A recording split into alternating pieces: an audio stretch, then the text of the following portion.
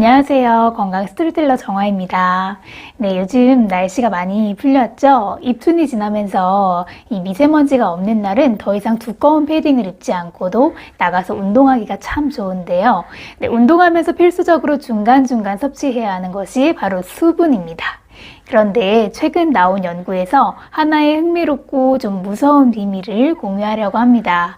우리가 자주 애용하는 평범한 물병 하나가 폐를 망가뜨리고 또 암을 유발한다는 사실을 알고 계셨나요? 올해 1월 달에 미국 국립과학원에서 발표한 연구에 따르면 플라스틱 병에 든 물 1리터에는 평균적으로 24만 개의 플라스틱 파편이 검출되고 있다는 것입니다.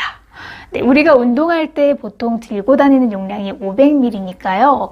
대략 12만 개의 눈에 보이지 않는 플라스틱 파편이 물 안에 떠다니고 있다고 보시면 되겠죠. 그럼 과연 그 미세 플라스틱들은 어디서 오는 걸까요?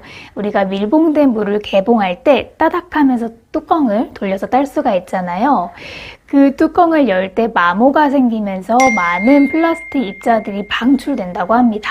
또 추가로 물을 판매점으로 옮길 때 자외선이나 온도가 높은 곳에 방치되기가 쉬운데 그때 플라스틱 통이 변형되면서 녹아 미세 플라스틱들이 물과 섞이는 거죠. 그래서 특히 이런 부분은 해외에서 밀봉돼 수입되는 가격이 비싼 물들이 태평양을 건너올 때 뜨거운 열로 인해 녹아 플라스틱이 더 검출이 되는 것으로 알려져 있습니다. 사실 국내산이라고 해서 안심할 수 있는 건 아니지만 이렇게 한 병에 몇천 원이나 더 비싸게 주고 산 이 해외에서 건너온 물이 건강을 더 심하게 망치고 있는 거죠.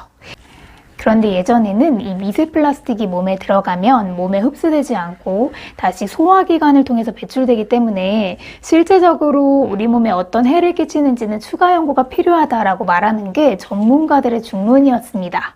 그런데 최근에 밝혀진 연구에서 이 마이크로 플라스틱은 매우 작아서 이 장과 폐의 보호 조직을 통과하고 직접 혈류로 들어갈 수 있다는 것인데요. 그래서 혈류를 타고 돌면서 심장과 뇌를 포함한 장기로 퍼지고 임신 중인 임산부는 태반을 통해 아직 태어나지 않은 아기의 몸으로 건너갈 수 있고 실제로 태아에게 미세 플라스틱이 검출되었다고 합니다. 저희 남편이 몸 관리를 한다고 당분이 들어간 콜라나 주스 같은 건 잘 마시지 않는 편인데 목을 톡 쏘는 그 청량감의 느낌이 좋아서 가끔 회사에서 오는 길에 탄산수를 그렇게 사서 마셨거든요. 그래서 이 소식을 접하고 남편한테 이런 건 좋지 않다 이렇게 말하니까 본인도 이제는 좀 조심해야겠다 이렇게 얘기를 하더라고요. 그래서 요즘엔 어쩔 수 없이 남편이 좀 시무룩해 보이긴 하지만 아침에 휴대용 물병에 물을 담아서 출근을 하고 있습니다. 이런 미세 플라스틱이 동물 실험을 통해 소화기관, 생식기관, 또 폐와 같은 호흡기관에도 암을 일으킨다는 연구는 미국에서 이번에 입증된 바가 있는데요. 특이한 건 심장 수술을 받은 환자들의 심장 조직에서 미세 플라스틱이 검출된 사례가 있어서 더 이상 소화기관을 통해 배출된다고 해서 우려할 정도는 아니다라는 전문가들의 의견도 믿을 수 없게 된 거죠.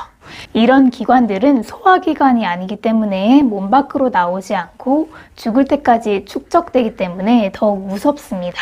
최근 한국에서도 비슷한 연구를 통해 입증한 사례가 있습니다. 한국안정성평가연구소 연구팀은 이 미세 플라스틱이 호흡기로 들어와서 폐에 축적되면 폐 손상을 일으켜서 염증을 유발할 수 있음을 최초로 규명했는데요. 연구팀은 실험동물의 기도에 미세 플라스틱을 노출해서 폐 손상을 관찰했습니다. 그러자 해당 쥐의 폐에서 염증성 손상이 유발되는 것을 확인한 것입니다. 이런 염증성 손상이 반복적으로 노출이 되면 암으로 발전하게 되는 거죠. 그런데 근본적으로 이러한 문제들을 피하려면 대단한 방법이 있는 건 아닙니다. 참 간단한데요. 운동하러 나갈 때 스테인리스로 된 물병을 들고 다니는 것, 그리고 페트병으로 된 제품을 최대한 피하는 것입니다. 문제는 이걸 실천하기가 정말 어렵다는 거죠.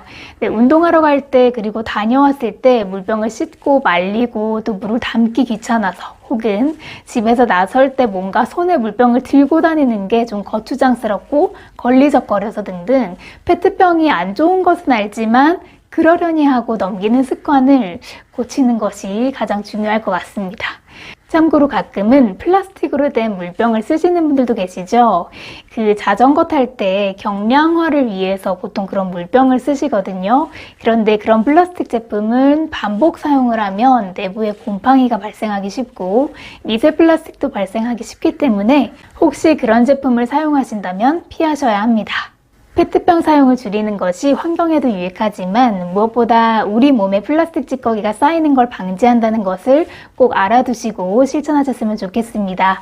그리고 단순히 물뿐만이 아니라 소스통 같은 것도 돌렸다는 것보다는 뚜껑이 똑딱이처럼 위아래로 따서 쓰는 제품이 개봉할 때 미세 플라스틱이 안으로 들어가는 걸 최소화하니까요. 그런 제품을 선호하시는 것도 좋은 방법이 될 것 같습니다. 네, 오늘은 예전에도 자주 다루었던 미세 플라스틱에 대한 내용을 다시 한번 다뤄봤는데요. 그만큼 잠재적인 암을 일으키는 요인으로 알려져 있는 사항이기 때문에 꼭 숙지하시고 지키셨으면 좋겠습니다. 즐거운 설 명절 되시고요. 오늘 준비한 내용은 여기까지입니다. 시청해주셔서 감사합니다. 항상 건강하세요.